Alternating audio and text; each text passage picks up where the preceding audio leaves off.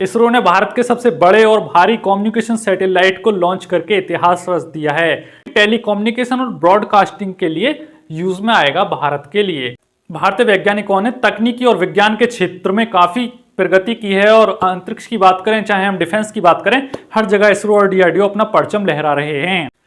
आज हम बात कर रहे हैं एक नए सैटेलाइट की जिसको सक्सेसफुल लॉन्च करने के बाद उसको सफलतापूर्वक जीटीओ ऑर्बिट में सेट कर दिया। इस सैटेलाइट के लॉन्च होने से टेलीकम्युनिकेशन, ब्रॉडकास्टिंग, इंटरनेट, टीवी और जितना भी इंटरनेट से काम होता है उस सभी की क्षमता में बढ़ोतरी मिलेगी, यानी कि भारत को मजबूती मिलेगी। साथ ही साथ भारतीय नौसेना की क्षमताओं में भी इस सैटेलाइट के लॉन्च होने से बढ़ोतरी होगी।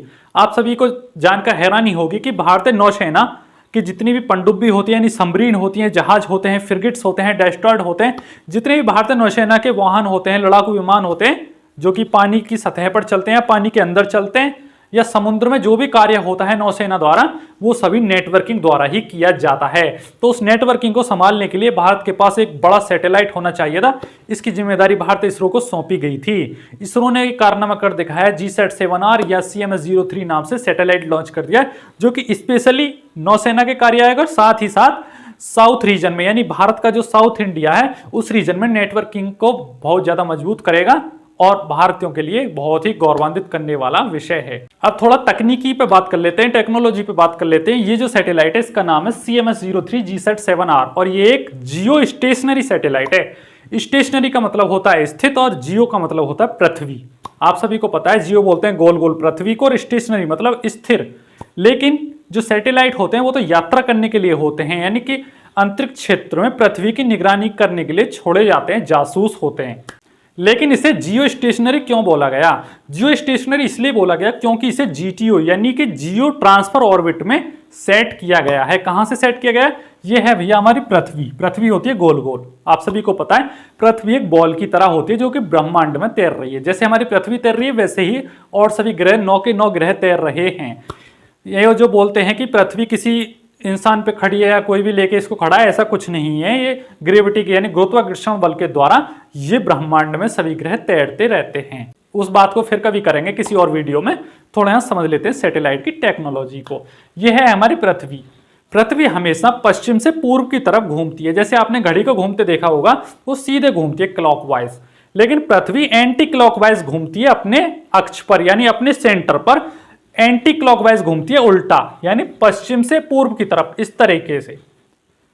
इसका एक चक्र 24 घंटे में कंप्लीट होता है। करेक्ट समय होता है 23 घंटे 11 मिनट और 56 सेकंड।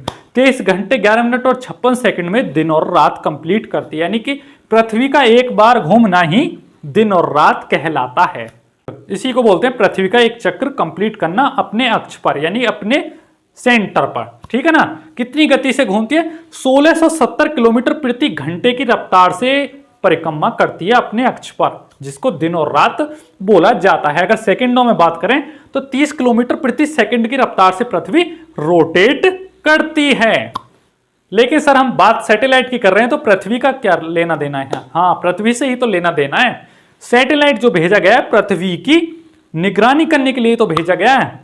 क्या टोटल पृथ्वी की निगरानी करने के लिए भेजा गया है इसको? जी नहीं, ये स्पेशली हमारे भारत की निगरानी करने के लिए भेजा गया है। और भारत में भी साउथ इंडिया यानी कि हमारा ये जो क्षेत्र है, जब हम भारत के मैप की बात करते हैं तो लगभग कुछ इस तरीके का मैप होता है। करेक्ट तो नहीं है, फिर भी देख लीजिए।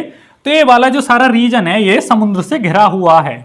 यहाँ अरब सागर होता है और यहाँ बंगाल की खाड़ी होती है। एक तरफ अरब सागर है, दूसरी तरफ बंगाल की खाड़ी है। इन दोनों को मिलाकर बनता है हिंद महासागर। अरब सागर प्लस बंगाल की खाड़ी इक्वल्स टू हिंद महासागर, जिसको इंग्लिश में बोला जाता है Indo Pacific region. Indo Pacific region क्षेत्र में रहती है भारत की नौसेना और नौसेना करती है निगरानी भारत की टेरिटोरी यानी भारत की जो बॉर्डर है उनकी निगरानी करने के लिए नौसेना उपस्थित है यहाँ पर। लेकिन नौसेना के पास जो भी हथियार हैं, फ्रिगेट्स हैं, डेस्ट्रॉयड हैं, पानी के जहाज हैं, उनको चलाने के लिए होता है नेटवर्क। भाई उनका सारा काम नेटवर्क पे ही डिपेंड होता है।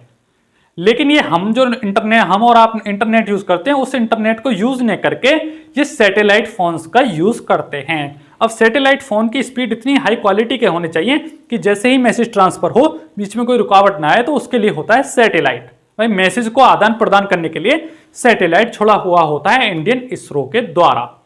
तो स्पेशली ये जो सैटेलाइट छोड़ा गया है वो इंडियन नेवी के लिए ही छोड़ा गया है और इस क्षेत्र की रक्षा के लिए। तो इस क्षेत्र में टेलीकम्युनिकेशन, ब्रॉडकास्टिंग और जितना भी इंटरनेट होता है सबको मजबूती मिल रही है। भाई मीनिंग तो यही हुआ ना यहाँ से, लेकिन थोड़ा और समझ लेते हैं। ये जो पृथ्वी है इसमें भारत लगभग यहाँ पड़ता है इस क्षेत्र में, यानी ये विषुवत रेखा है, सेंट्रल लाइन पृथ्वी की सेंट्रल लाइन से थोड़ा ऊपर पड़ता है, ठीक है ना, उत्तरी दिशा की तरफ भारत पड़ता है। अब भारत में भी ये जो क्षेत्र है, नीचे वाला जो क्षेत्र है जिसको साउथ इंडिया बोला जाता है, जिसके दोनों तरफ समुद्र है, उसी के बिल्कुल ऊपर निगरानी करेगा हमारा CMS-03 या GSAT-7R सैटेलाइट। हमेशा उसी की निगरानी में तैनात रहेगा। क्यों तैनात रहेगा? क्योंकि यह भी इतनी ही गति के साथ परिक्रमा करेगा पृथ्वी के साथ साथ जितनी गति के साथ पृथ्वी परिक्रमा कर रही है। कितनी? 30 किलोमीटर प्रति सेकंड की रफ्तार से पृथ्वी के साथ साथ ही घूमता रहेगा। आई बात समझ में? तो जब भी हम दूरबीन से देखेंगे इसे नीचे से, तो हमें ऐसे ही लगेगा कि सैटेलाइट स्थिर है, स्टेशनरी है, चल नहीं रहा है। क्यों लगेगा? क्योंकि पृथ्वी के साथ साथ ही परिक्रमा कर रहा है। भाई मान लीजिए एग्जांपल के लिए आप बस में बैठ के जा रहे हैं, ट्रेन में बैठ के जा रहे हैं, आपके साथ ही कोई व्यक्ति बैठ के जा रहा है, स्पीड से आप भी चल रहे हैं, वो भी चल रहा है, ट्रेन भी चल रही है, लेकिन आपको तो ऐसे ही लगेगा कि ये स्थिर है। तो सेम वैसे ही ये हमें पृथ्वी से स्थिर लगता है, स्टेशनरी, इसलिए इसका नाम दिया जाता है जियो स्टेशनरी सैटेलाइट। हालांकि ये पृथ्वी के साथ ही परिक्रमा कर रहा होता है पृथ्वी के चारों तरफ, ठीक है ना। तो जब यहां स्थिर रहेगा, जिस लोकेशन के लिए इसे भेजा गया है साउथ इंडिया की रक्षा करने के लिए, तो हमेशा उस पर आंख गड़ाए देखता रहेगा।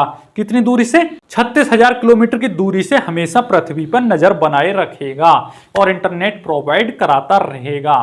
तो इसलिए इसको जियो स्टेशनरी CMS-03 सैटेलाइट बोला गया है। 44 क्विंटल वजनी ये सैटेलाइट है। आया बात समझ में?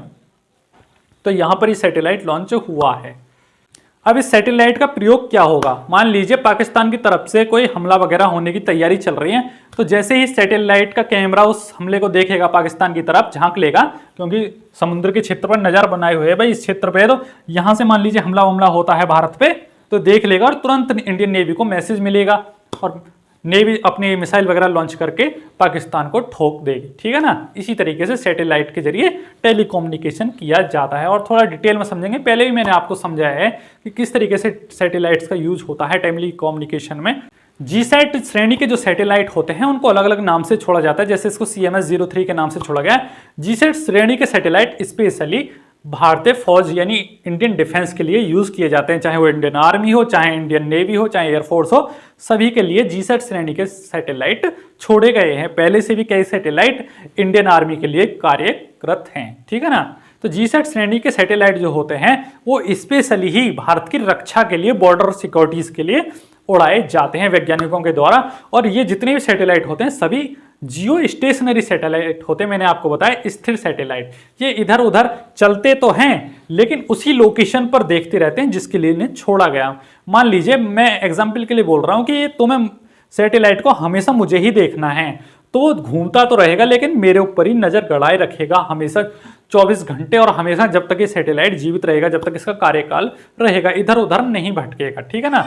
बाकी जो सैटेलाइट होते हैं वो जियो सिंक्रोनस सैटेलाइट होते हैं, वो यात्रा करते रहते हैं, कभी इस लोकेशन पर, फिर दूसरी लोकेशन को दिखाएंगे, फिर तीसरी को, यानी उनकी लोकेशन चेंज होती रहती है।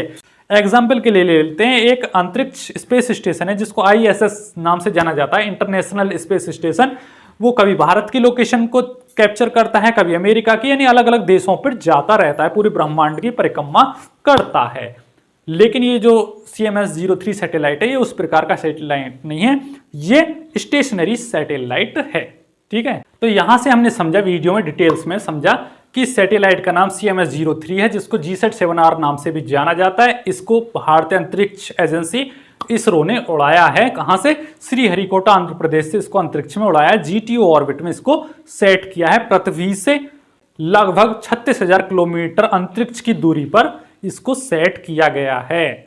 इसको LVM-3M5 नाम के रॉकेट से उड़ाया गया है, यानी GSLV रॉकेट का ही एक मॉडिफाइड वर्जन है जिसको LVM-3M5 नाम से जाना जाता है। इसका वजन 44 क्विंटल है, 4410 किलोग्राम वजनी सैटेलाइट है। जिसको अंतरिक्ष में उड़ाया है भारत की सिक्योरिटी करने के लिए, रक्षा करने के लिए, डिफेंस इंडियन नेवी की सिक्योरिटीज और टेलीकम्युनिकेशन को मजबूत करने के लिए इसको लॉन्च किया गया है। तो ऐसी ही साइंस और टेक्नोलॉजी से जुड़ी हुई वीडियो देखने के लिए लूसेंट स्टडी यूट्यूब चैनल को शेयर करें, सब्सक्राइब करें और अपना सपोर्ट बनाए रखें। जय हिंद, जय इसरो, जय विज्ञान। और इंडियन इसरो को एक बार फिर congratulation for that satellite successfully launch in GTO orbit. Thank you so much for watching this video.